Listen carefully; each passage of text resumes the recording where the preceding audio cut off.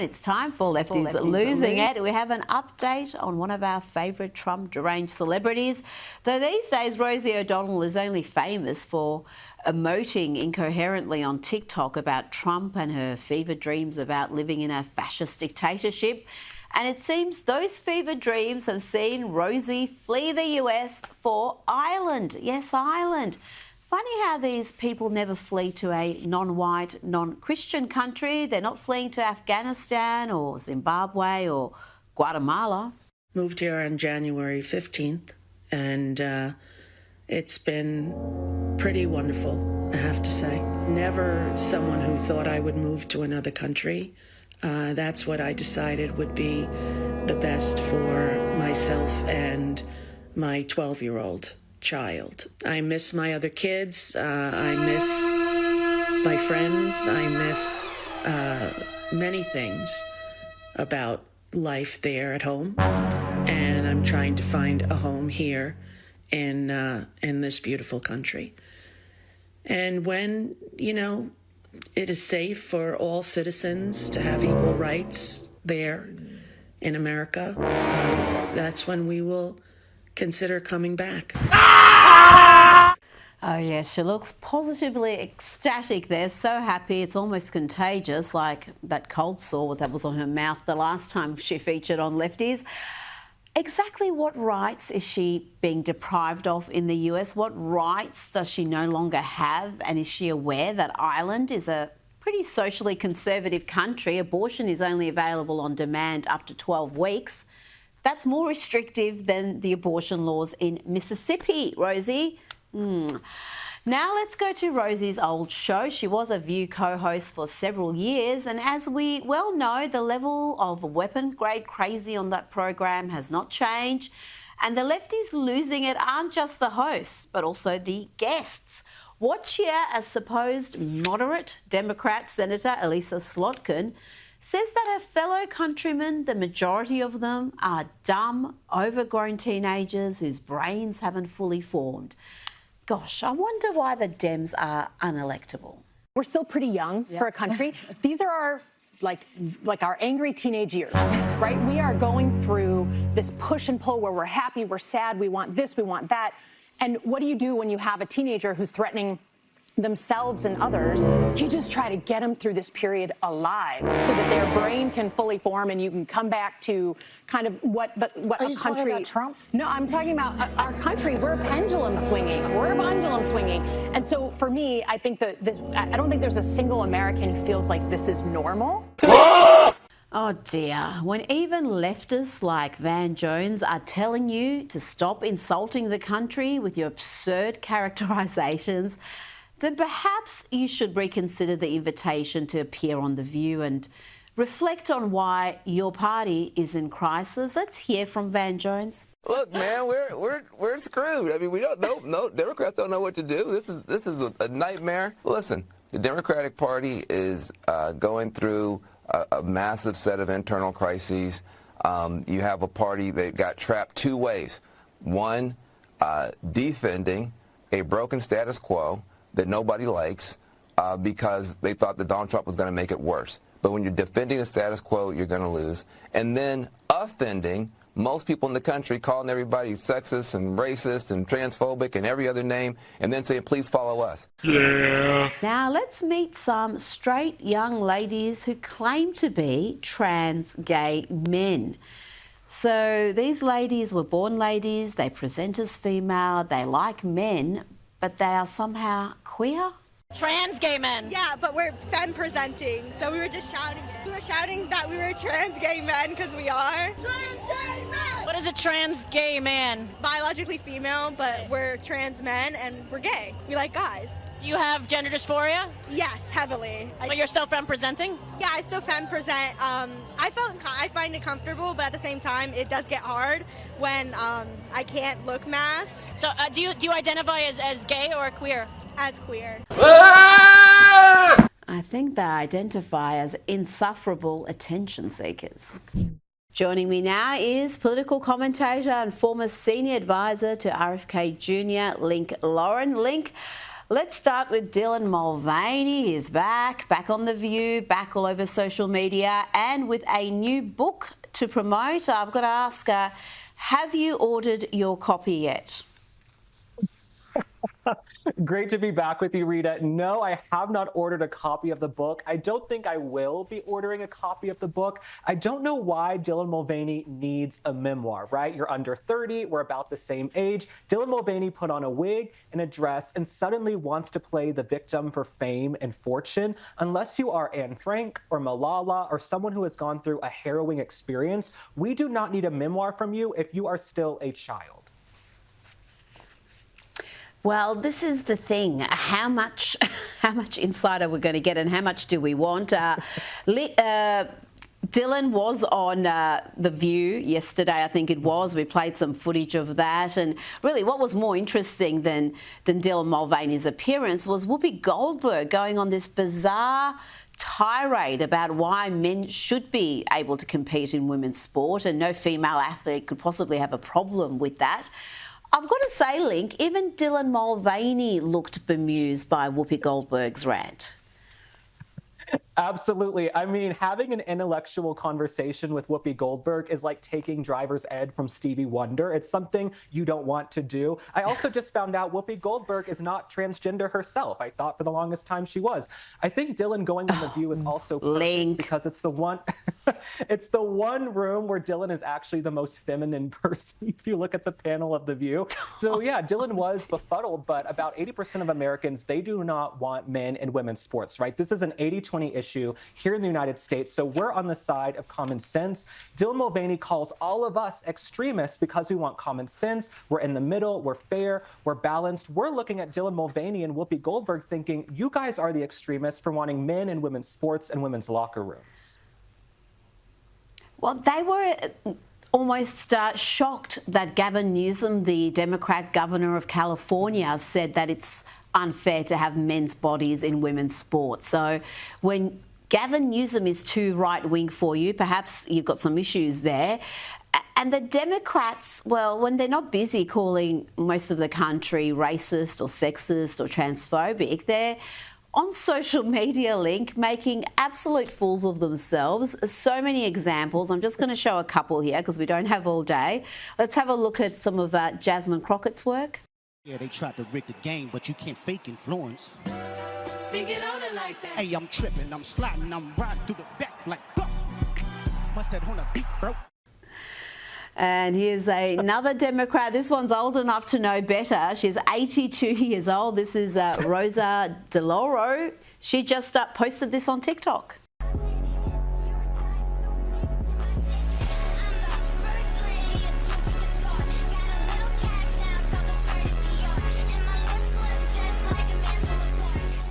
Link, what is happening with the Democrats right now? Is there a sane, moderate voice among them who can restore some level of rationality and make them electable again?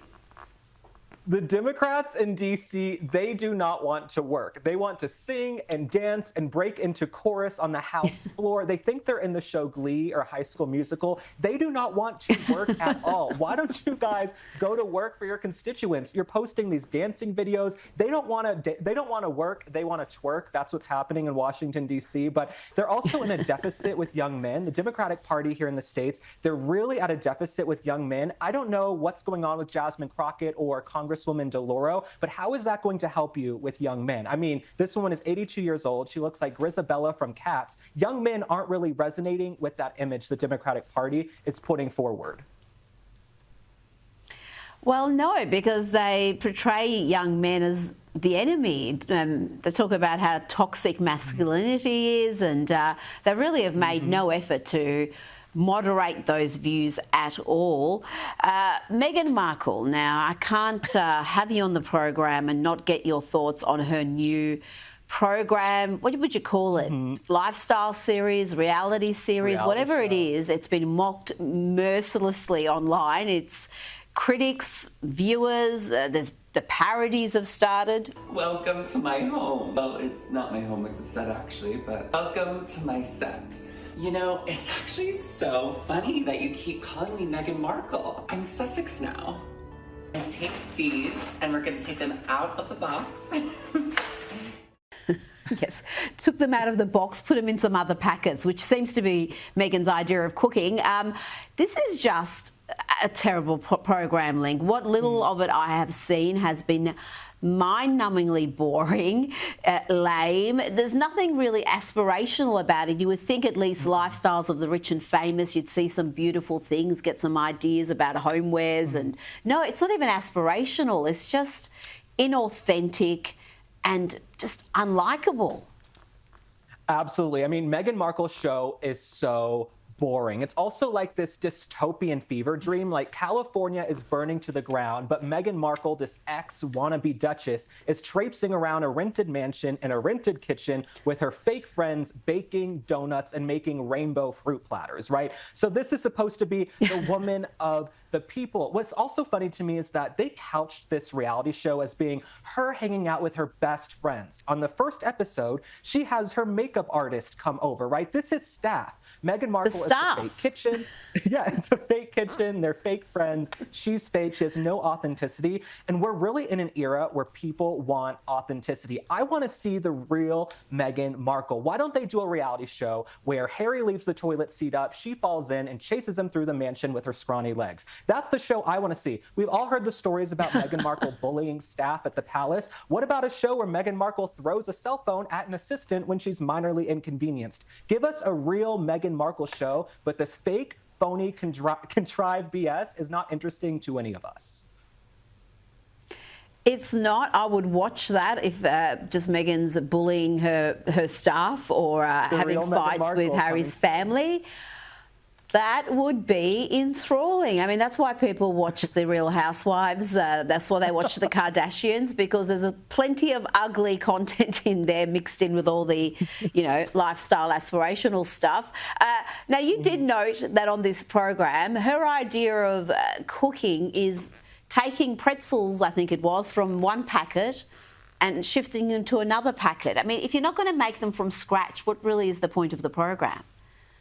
Well, absolutely. I mean, they're paying Meghan Markle millions of dollars, and she took pretzels from one bag into another. This woman, she's not in Mensa, okay? I'm starting to think maybe Meghan Markle isn't as bright as she purports to be. Taking pretzels from one bag into another does not take genius IQ, okay, Meghan Markle? I also have to say, if you're a mom, if you're a working parent out there, and you're rushing to get your kids ready for school, you do not have time to make a rainbow fruit platter or gourmet donuts. If I came downstairs as a kid and my mom had made a rainbow fruit platter, I would have thought she was on speed or someone had died. You would be asking some questions. She ain't Martha Stewart, we can say that much. Now, the worst VP candidate ever, if you ask me, Tim Walz, well, he wants to be the worst presidential candidate ever. Is Tim Walz really contemplating running in 2028? Surely not, Link. Surely not. Well, I don't think there are going to be any big donors for Tim Walz, and politics is all about money, right? So if the donors aren't there, then Tim Walz really doesn't have a campaign whatsoever moving into 2028. But this just shows how delusional Tim Walz actually is, that he even thinks he could be a front runner in 2028. I mean, America does not want an overgrown Disney adult with a questionable internet search history running the country. I don't even want Tim Walz near a McDonald's playground, let alone in charge of the nuclear code. So he's very, very delusional. He might have a career on Broadway. He's got those Bob Fosse jazz hands. That would be great for Tim Walz. But in presidential politics, absolutely not. Oh, gosh, but I will miss not seeing his wife again, because she was terrifying. Gwen Walz, if I remember correctly. Link, Lauren, it's always a pleasure. Thank you so much for your time tonight. Thank you, Rita. Always exciting. Joining me now is journalist and filmmaker Ami Horowitz. Ami, we have taken one giant step towards a Ukraine-Russian peace deal. President Zelensky has accepted a ceasefire proposal after talks between the US and Ukraine in Saudi Arabia. US Secretary of State Marco Rubio has said the ball is now in Russia's court. Today we made an offer that the Ukrainians have accepted, which is to enter into a ceasefire and into immediate negotiations to end this conflict in a way that's enduring and sustainable and accounts for their interests, their security, their ability to prosper as a nation. We'll take this offer now to the Russians, and we hope that they'll say yes, to peace. The ball is now in their court. And but again, the president's objective here is, number one, above everything else, he wants the war to end. And I think today Ukraine has taken a concrete step in that regard. We hope the Russians will reciprocate. Army, this is a massive step towards peace. Will it be an enduring peace? Will Russia stick to the terms of the agreement? And how quickly do you think Vladimir Putin will come to the table? Yeah, I got to tell you, Rita, I'm not sick of being right. I can be right all day long. I mean, look, it took Trump 50 days to get a 30-day ceasefire that Biden couldn't do in 3 years, okay? Look, can we trust Russia? No. I mean, in a vacuum, you cannot trust Russia. But in context, look, it's unclear, first of all, whether or not they'll accept the ceasefire.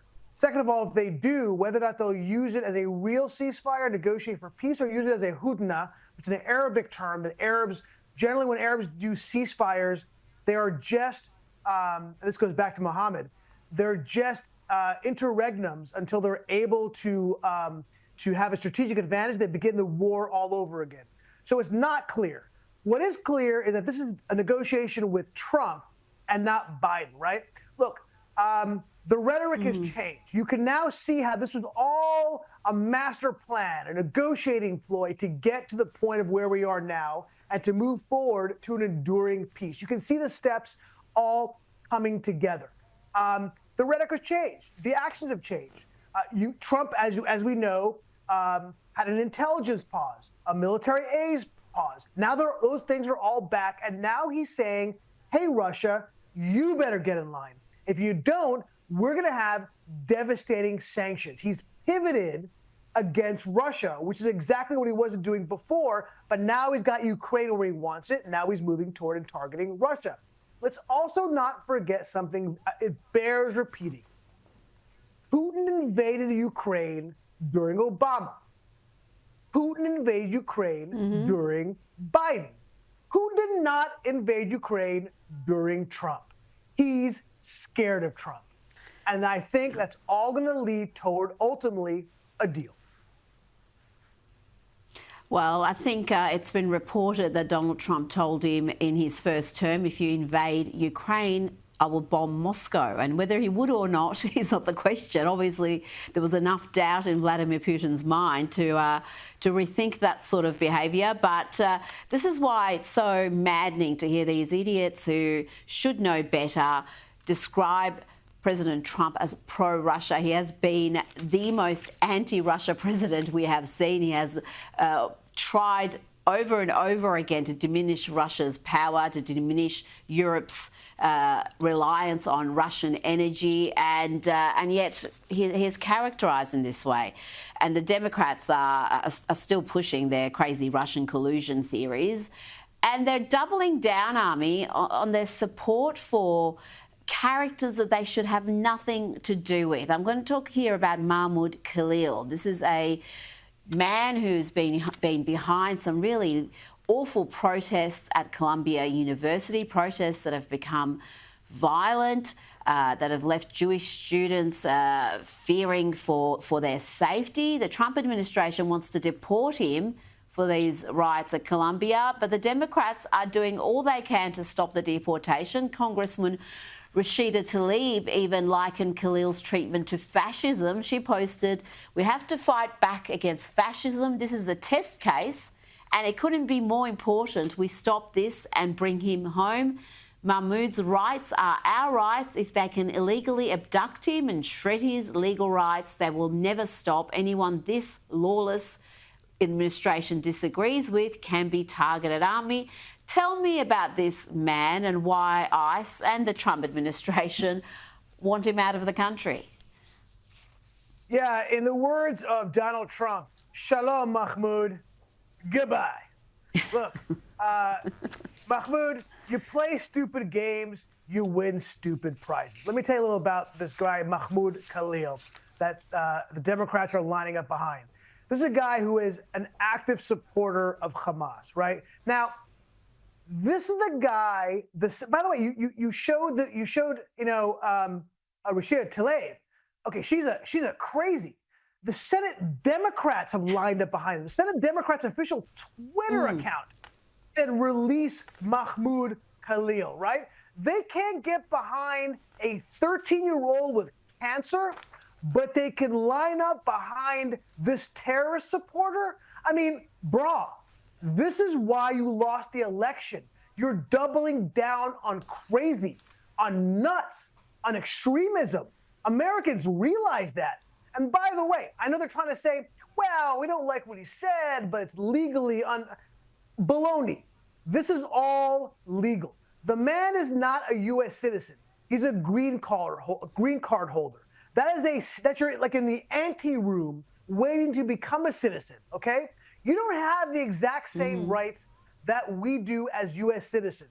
It is very clear, if you're a green card holder and you call for support of a terrorist organization or call for support against violence for the United States or try to get somebody else to commit violence in the United States, you have that green card revoked and you could be tossed out. And he qualifies not for one of those things or two of those things. He qualifies for all three of those things. So the U.S. and Trump are well within their legal and moral rights to throw this agitator out of our country. I am so glad he's done this. Now, Ami, you've made a short doco on the Israel-Hamas war, and has Israel done enough to save Gazans, or are they committing genocide? The media was flooded with images of destroyed buildings smashed to rubble, and alongside it, the campaign to demonize Israel, a narrative accepted by many people on the left. Do you think that Israel's committing war crimes in Gaza? Yes. Okay. Yeah. Like intentionally targeting civilians? Yeah, they're just like blowing everything up. That conflict in Gaza? Oh, yes, I know a lot. Okay. So do you think that Israel is committing war crimes? Yes, I do. The definition of a genocide is, yeah. You think it's a genocide? I think they definitely are. Yeah. For sure. Yeah, for sure. Yeah. From what it sounds like, I'd say so. Yeah, I think they acting improperly because they killing a lot of innocent people. Right. I think they are. I think they are committing war crimes. I see it like on the news, hospitals and children, they don't care about the civilians. So is Israel committing war crimes as the media has promulgated, or is it following the rules of war? Ami, you must just be dismayed by the opinion of so many of your countrymen and women that they think this is a deliberate genocide, that Israel is going out of its way to kill civilians. I'm glad you asked. The exact opposite. Because after I interviewed those people, and then we get to the documentary itself, and at the end of the documentary, you have those same people who I interviewed at the beginning, the ones we just saw, and I showed them my documentary, and they're watching it in real time. Every single one of them changed their positions on Israel. All they needed was the actual facts. And you know what? Here's what distresses me more than anything. There's one killer statistic. I say that obviously tongue-in-cheek. And that statistic is this, is that when the most moral armies in the world, the armies of NATO, go to war, when they fight in urban warfare, which is Israel finds itself fighting in, because it's the most brutal form of warfare, NATO itself, 9 out of 10 people killed in that kind of warfare are civilians. In Afghanistan, for example, and in Iraq. Israel, which is fighting in a far more dense place, right, Gaza, where you have an organization, a government who is deliberately trying to put its own civilians in harm's way. Only 1 out of 2 of the people who are killed are civilians. 50% of them are, in fact, the people they're trying to target, which I know sounds like a lot. Look, I know you say the words, every civilian life is too much, and that's true. At the end of the day, you have to look at data, and data shows that the IDF is the most ethical army in the world. You know what people also forget? And at the end of that document, toward the end of the documentary, I was shooting in Israel. And when I was there, I was coming under withering rocket attack. People forget, Israel, for months, every day was being rocketed by Hamas from Gaza into Tel Aviv, into Jerusalem, into all these population centers. And the only reason why there wasn't massive amount of death because Israel has the technology, Iron Dome, to shoot these things down in midair. But every hour I was there for a week, Rita, there were red alerts where people had to run from their homes. People forget that, Army. People forget that. We've run out of time, but we will bring more of that documentary for our viewers next week. Army Horowitz, thanks for your time tonight. Always a pleasure.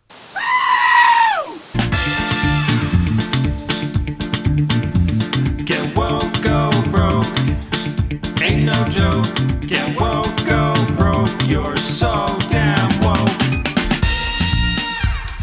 Toxic, terrible man. Hey!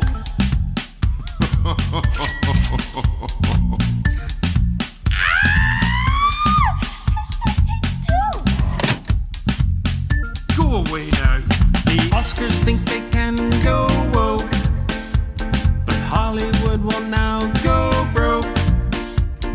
YouTube give itself an award, and Susan take a fall on the sword.